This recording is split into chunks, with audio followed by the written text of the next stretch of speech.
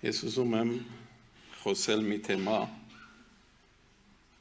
որ շատ հազվադեպ է դա շոշափվում քարոզների ժամանակ քրիստոնեական շրջանակներում։ Բայց դա ես համարում եմ շատ կարևոր թեմա եւ այդ թեման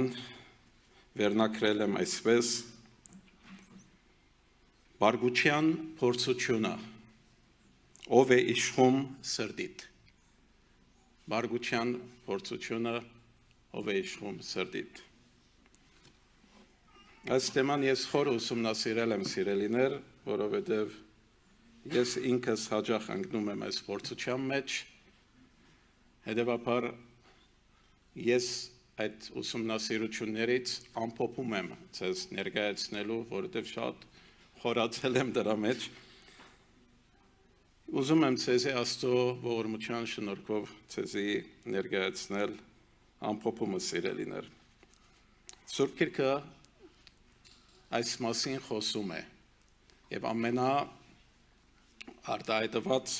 համարը բոլորդ գիտեք Եփեսացիներու 4-րդ գլուխ 26-րդ համարն է։ Եփեսացիներու 4-րդ գլուխ 26-րդ համարը գսե եթե բարգանակ մեղ մի գործեք։ Արևը ձեր բարգուչյանը վրա մարը թող չմտնե։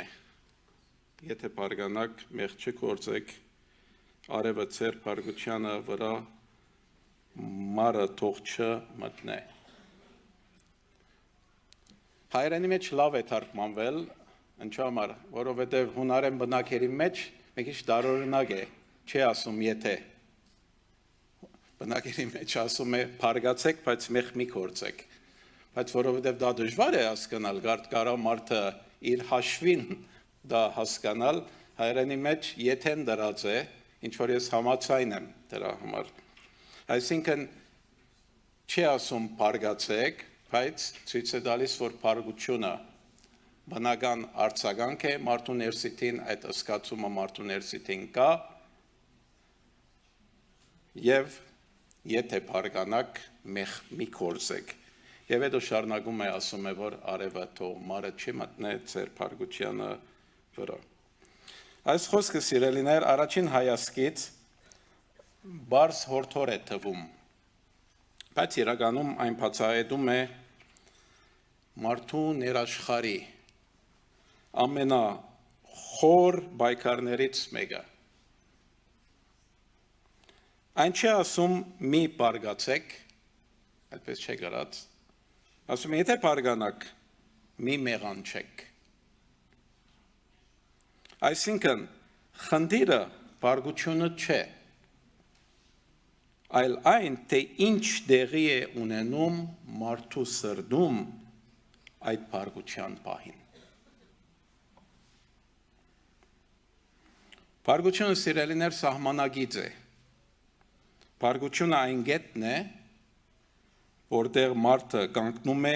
երկու ճանապարհների միջև։ Մի կողմում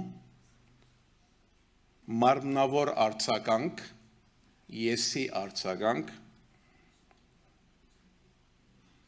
ինքնապաշտպանություն, անմիջական ռեակցիա։ Իսկ մյուս կողմում ճշմարտություն, հոգևոր գիտակցություն, ինքնատիրապետում։ Այդ պահին մարդը պարզապես չէ, որ բարգանում է, նա ընտրում է, թե ում իշխանության տակ է գտնվում իր սիրտը։ Բարգությունը, սիրելիներ, բացահայտում է մարդու սիրտը։ Բարգությունը երբեք պատահական չէ։ Այն միշտ ցույց է տալիս, թե ինչ կա մարդու ներսում։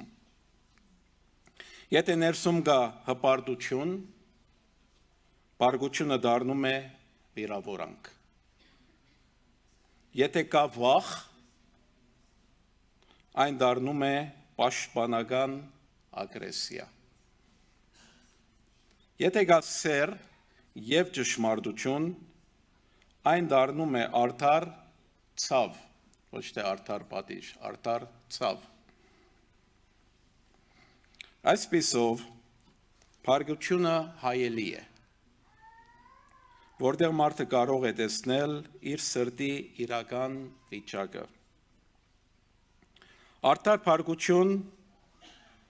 եւ ինքնարդարության փառքություն կա, արդար փառքություն կա, ինքնարդարության փառքություն։ Շատ հաճախ մարդը խաբվում է հենց այստեղ։ Նա իր փառքությանը տալիս է արդարություն անունը, բայց երբ նա լինում է ինքնարդարացման փառքություն, սիրելիներ։ Արդար փառքությունը, սիրելիներ, ծագում է ճշմարտությունից եւ սիրույց։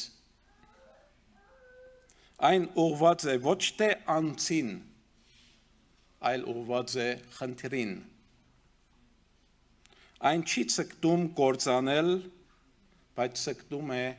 վերականգնել։ Իսկ գեղձ արդարացումը, այսինքն ինքնարդարացման փառքությունը, սիրելիներ,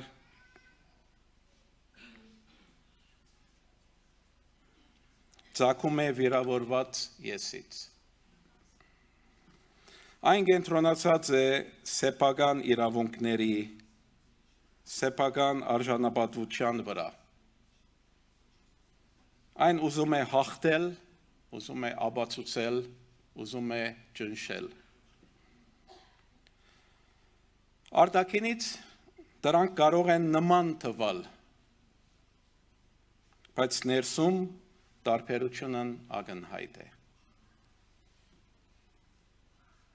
Ներսի վիճակը, սիրելիներ, գլխավոր ցուցանիշն է։ Արդար փառքության մեջ, նույնիսկ ահավոր ցավի մեջ, մնում է խաղաղության մի խոր շերտ։ Ինքնարդարացման մեջ կա խրովք, կա այրում, կա անհանգստություն։ Եթե փառքության մեջ մարդը կորցնում է խաղաղությունը, դա արդեն նշան է, որ սրտում այլ բան է իշխում։ Մեղքը երբ է սկսվում փառքության մեջ։ Մեղքը սկսվում է հենց համաձայնությունից։ Մեղքը չի սկսում ըսկացումից։ Փառքության ըսկացումը մարդ չի գա աշխարհում, որ դրա ներսիթին չգա։ Հիսուս նույնպես տաճարում փառքացավ, սիրելիներ, բայց դա արդար փառքություն էր, կխոսենք դրա մասին։ Հետևաբար փառքության ըսկացումը չէ, որ մեղք է, այլ այն բահից, երբ մարդը ներսում համաձայնվում է իր փառքության հետ եւ արդարացնում է այն։ Այդ համաձայնությունն է, որ փառքություն է դարձնում խոսք, արարք, վիրավորանք եւ բաժանում։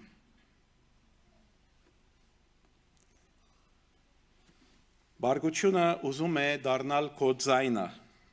Փառքության բահին մարդու ներսում մի ուժ առաջանում է, որ մղում է անմիջապես արձագանքել,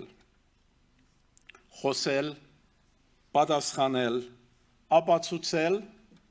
հաղթել։ Բայց հենց այստեղ է վտանգը։ Եթե մարդը չի կանգ առնում,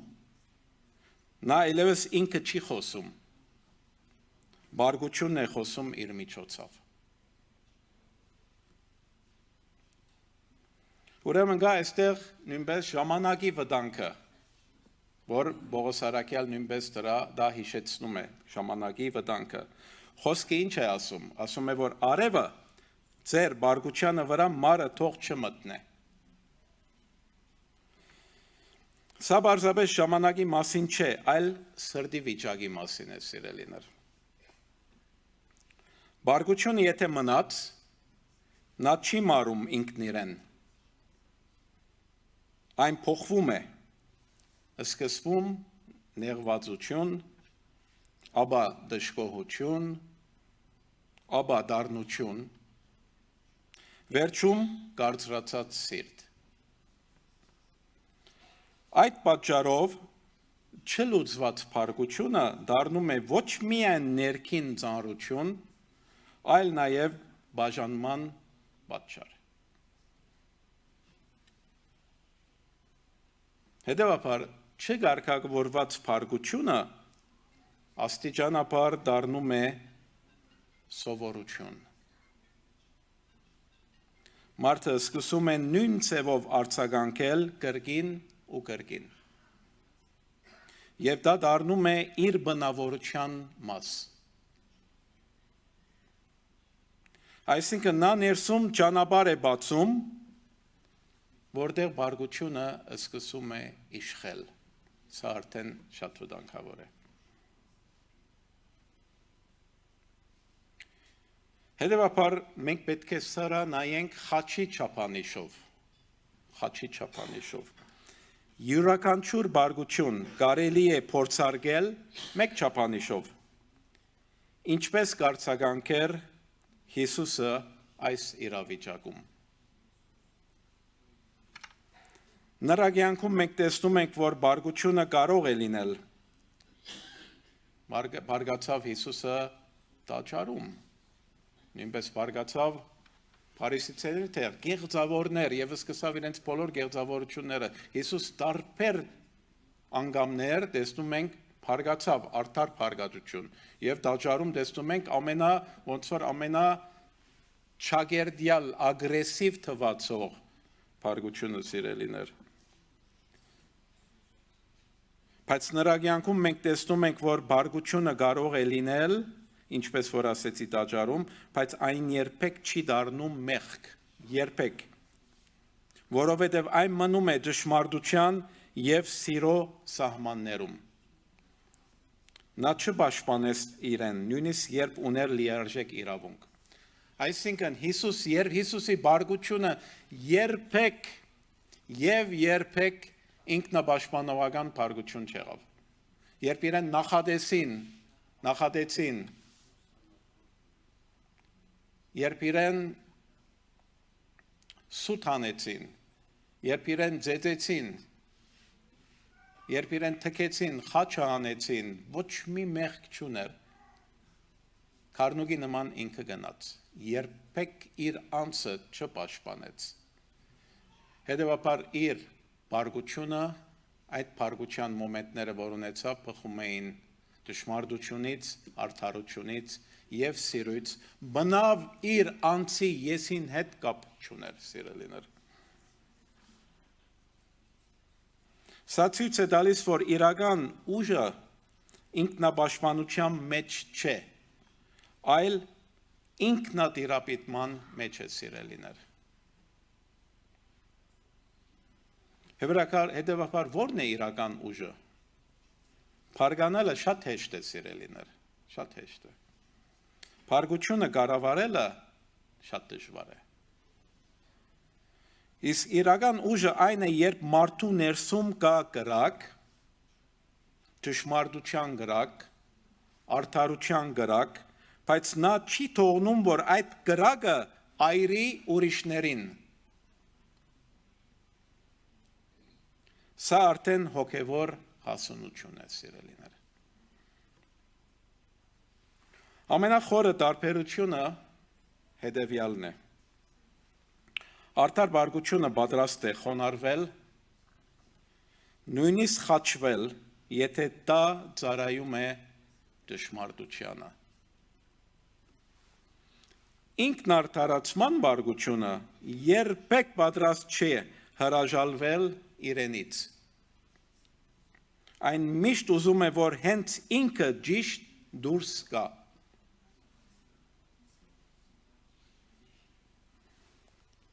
Այստեղ ամենախորը միտքը այս ամենի մեջ ինչն է։ Այս խոսքը Պողոս առաքյալի սովորեցնում է ոչ թե ամբողջությամբ ազատվել բարգության զգացումից,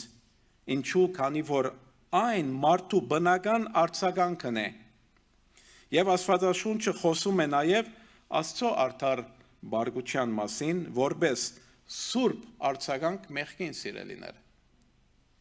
Եվ մենք ստեղծվել ենք Աստծո պատկերով։ Այլ բարգության մեջ չգործնել Աստծուն։ Ով է իշխում քո սրտում։ Քանի որ իրական խնդիրը բարգությունը չէ, այլ ով է իշխում մարդու սրտում այդ բահին, սիրելիներ։ Տեսնում եք, շատ կարևոր է այս նրբությունները մենք հասկանանք։ Խոսքս չեր կարելու համար վերջնական ամփոփում։ Արդար բարգությունը ծառայում է ճշմարտությանը։ Ինքնարդարացման բարգությունը, որը դա մարդկային բարգություն է, մարմնավոր բարգություն է, եսի բարգություն է, սիրելիներ, ծառայում է եսին ճշմարտության անունով։ Դրա համար տեսնում ենք Հակոբոսը առաջին գլխի 20-րդ համարի մեջ ինչ է ասում, ասում է, որովհետև մարդու բարգությունը, այսինքն մարդկային բարգությունը, մարմնավոր եսի բարգությունը, Աստծո արդարությունը չի կատարում։ Եվ ամենավտանգավորը բացահայտ մեղքը չէ, այլ այն, երբ մարդը իր բարգությունը անվանում է արդարացում, սիրելիներ։ Եվ այսքան։